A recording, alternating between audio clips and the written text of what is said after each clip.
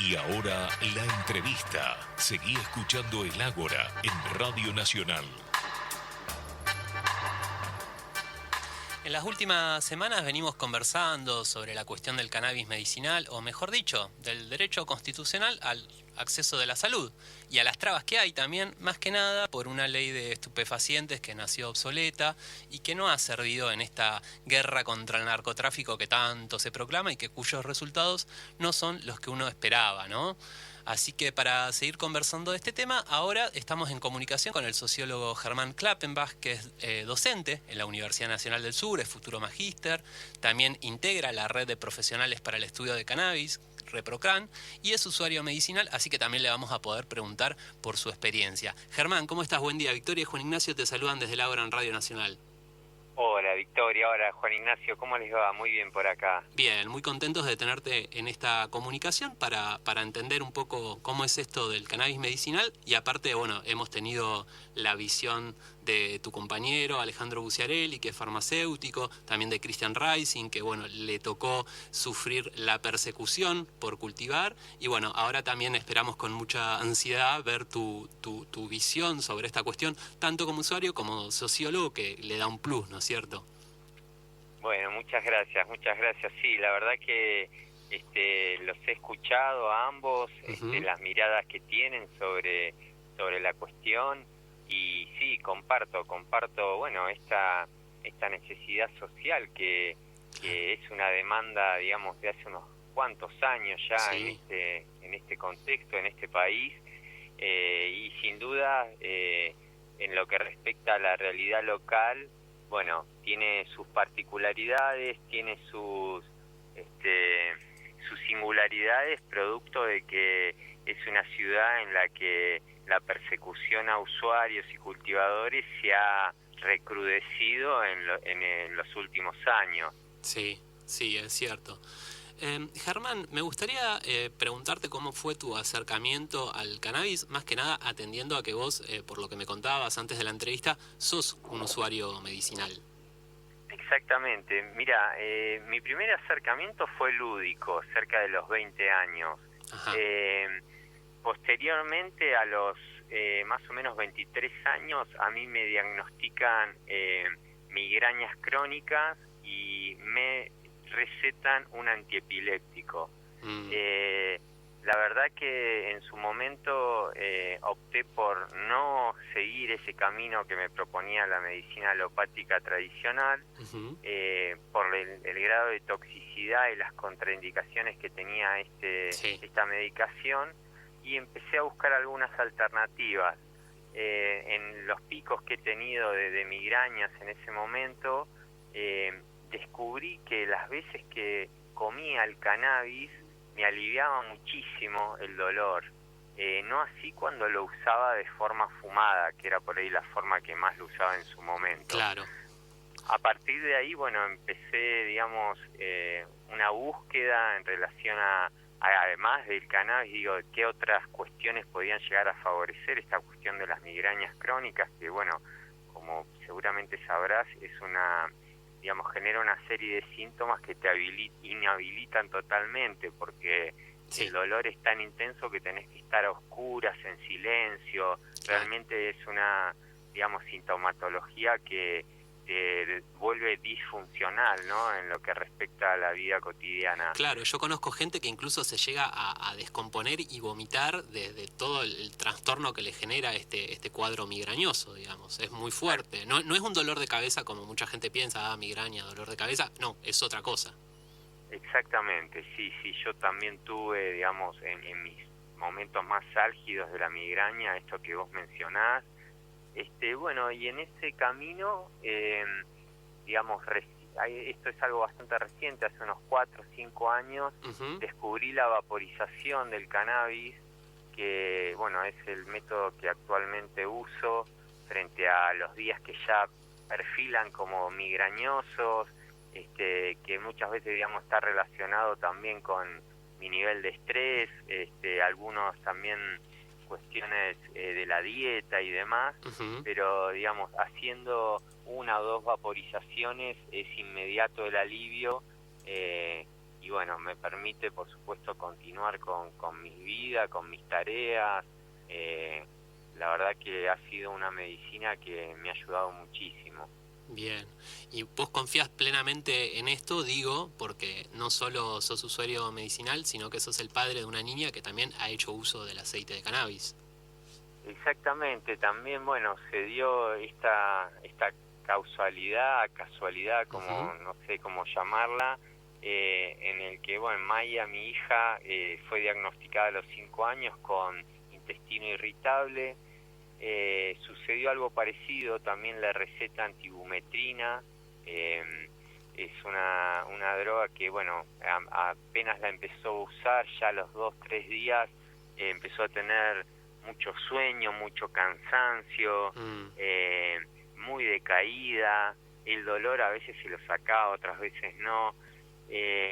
En búsqueda también y habiendo leído algo sobre lo que es la utilidad del aceite de cannabis en la cuestión intestinal, decidimos con la mamá comenzar y bueno, con seguimiento médico, por supuesto, claro, ¿no? Sí. De su gastroenterólogo, comenzar a administrar en dosis muy bajas aceite de cannabis, y la verdad que fue sorprendente el resultado, porque bueno, se terminaron esos dolores, por supuesto que no registraba ningún tipo de psicoactividad, ella lo empezó a tomar a los 5 años, Claro. Hoy tiene 10 años y ya hace más de 6-7 meses que no toma, porque bueno, se ha ido dando una mejoría, no sabemos si llamarla natural, o de qué tipo, pero bueno, su situación de salud es muchísimo mejor. Y en caso que ella, o mejor dicho, que ustedes como padres hubieran optado por la medicina tradicional y por esta droga que mencionaste anteriormente, que le causaba todos estos efectos, ¿tenían alguna perspectiva de que en unos años mejorara de la situación y no tuviera la necesidad de seguirla tomando? La verdad que no, las cuestiones por lo que nos explicaban y por los que nosotros hemos investigado, las cuestiones intestinales son como cuestiones que están atadas y vinculadas a otro tipo de sistemas dentro del organismo, y muchas veces se las vincula también a razones de tipo emocional. Ajá. Entonces era, digamos, una medicación que estaba como prevista por tiempo indefinido. Claro. Germán, ¿cómo estás? Victoria, te saludo. Hola, Victoria. Bien. Yo te quería consultar por la cuestión legal, digamos, porque la ley vigente no contempla el autocultivo. Esto ha sido una crítica desde el inicio. La última resolución del Ministerio de Salud sí lo contempla, pero bueno, la ley dice otra cosa, también choca con lo que dice la ley de estupefacientes. Esta imposibilidad del autocultivo ha generado que se siga estando en la clandestinidad, que no haya un precio fijado, entonces es muy difícil ir viendo cómo se consigue, o tener que llevar adelante el autocultivo con el inconveniente, como vos decías al principio, de que te puede perseguir la justicia con la excusa de ir contra el narcotráfico, cuando en realidad no es esa, sino es otra la intencionalidad. ¿Cómo lo han podido llevar durante estos años? ¿Cómo crees vos que tiene que ser? ¿Cuál es tu análisis con respecto a eso? También incorporando tu profesión, que es la sociología.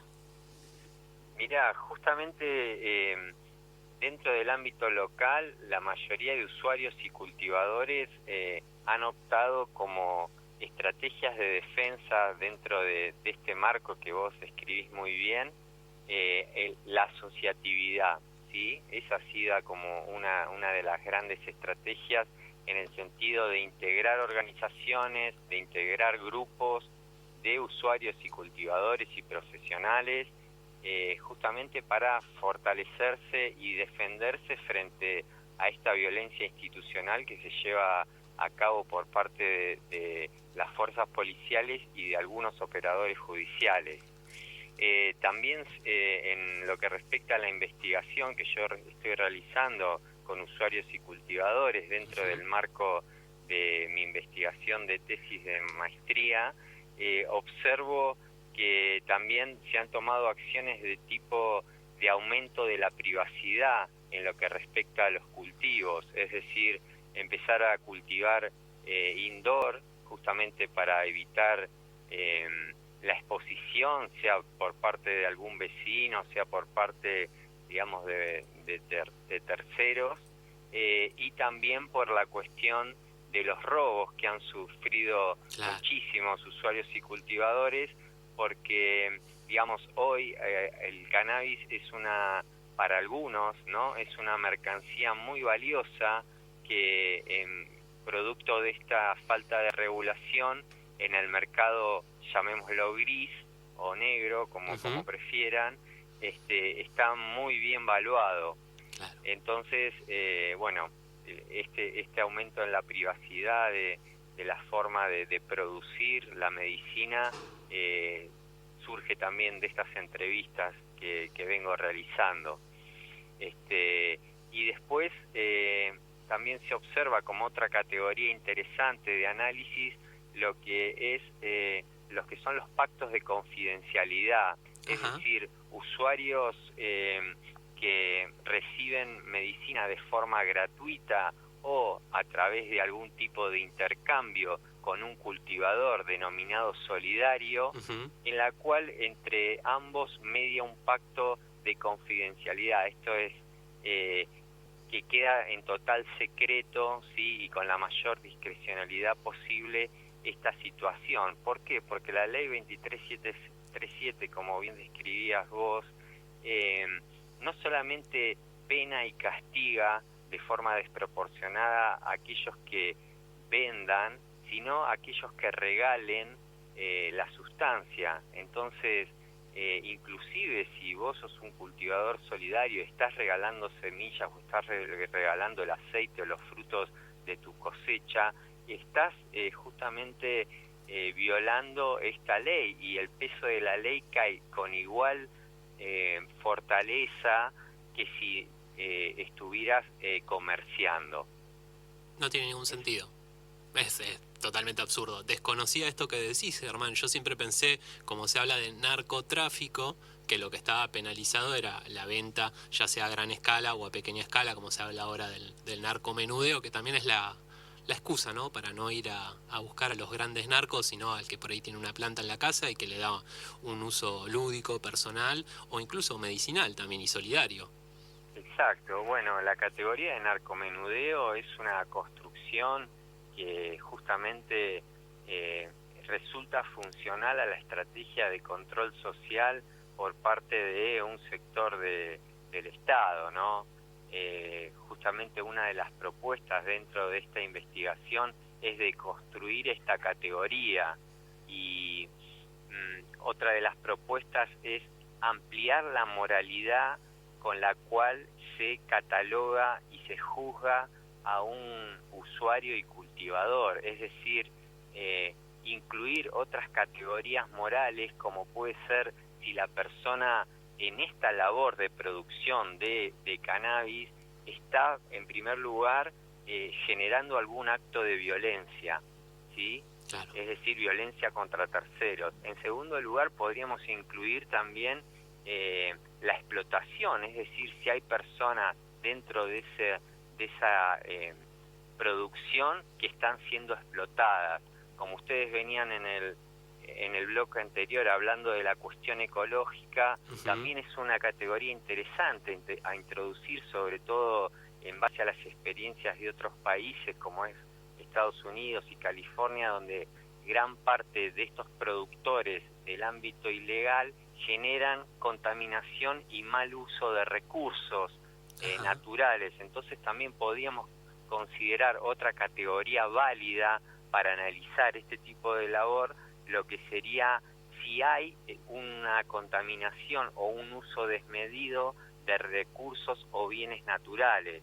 Es decir, ampliar la categoría moral, las categorías morales con las cuales se juzga y se cataloga a una persona, y no que se circunscriba exclusivamente a lo que es si realiza venta o no realiza venta. Claro. No sé si soy claro. Sí, porque digamos que, imaginemos, ¿no?, que dentro de un tiempo, esperemos que más pronto que tarde, el autocultivo se legaliza y va a haber productores de cannabis que lo van a vender a farmacias, al Estado, etcétera, para la producción de aceites. Bueno, están realizando un trabajo y tiene que ser remunerado como está remunerado cualquier trabajo en el sistema capitalista, que a uno le puede gustar más o menos, pero es el que vivimos, digamos. Exactamente. Me parece que la regulación, digamos, es tan próxima y es inminente, y justamente pensando en este marco de regulación es que se proponen, digamos, estas categorías. Bien. Germán, nos estamos quedando sin tiempo, pero bueno, aprovechando que sociólogo, que hablaste del cannabis también como una excusa para ejercer el control social por parte de sectores del Estado, y también hablaste del nivel de persecución que hay en Bahía Blanca. En general, digo yo, creo que vos hablabas específicamente de quienes producen cannabis.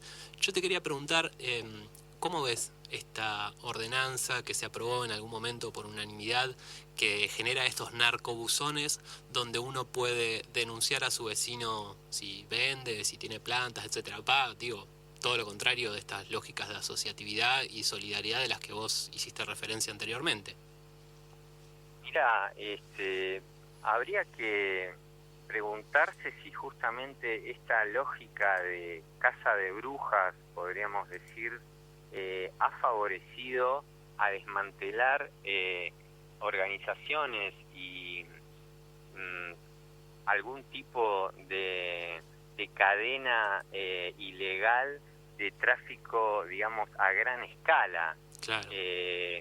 Sobre todo me parece que habría que analizar hasta dónde se llegó en esta persecución a través de un sistema, digamos, de este tipo. Yo la verdad que no cuento con esos datos. Ajá. Como para emitir un juicio de qué tan importante ha sido en lo que respecta a disminuir el tráfico o disminuir la presencia de organizaciones de este tipo. Me parece que sería un dato fundamental como para poder emitir alguna opinión. Claro, bien.